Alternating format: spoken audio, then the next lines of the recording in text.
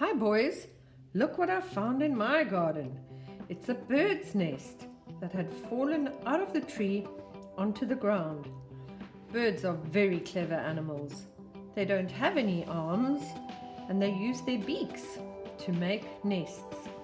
This bird used some twigs and some leaves and some straw and some fluff to make this nest. Birds make nests for their eggs, and we're going to make some eggs using Play-Doh today. Go and have a look around your garden and see if you can find any birds' nests that have fallen out of the tree on the ground. If you can't, you could make a nest using boxes, some box construction, or if you've got some empty eggshells, you can make some teeny weeny eggs to put in there. Right, so here's my Play-Doh. And remember how we roll a ball between the palms of your hands? That's quite a big egg. And I'm going to put it in my nest. And another egg. And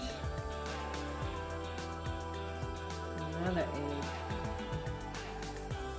Right, now I'm going to make some teeny weeny eggs. So I've just taken a little bit of Play-Doh, and you can even use Tommy Thumb and Peter Pointer to roll a ball. Don't use your whole hand, just use the fingers. You can use your fingers and see if you can roll a ball just using your fingers.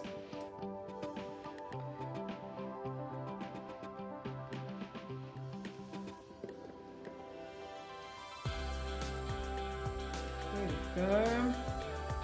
You could even make them smaller than this if you wanted to. Let's see. What's the smallest egg you could make? This works quite well. And I'm going to do one more even smaller than that.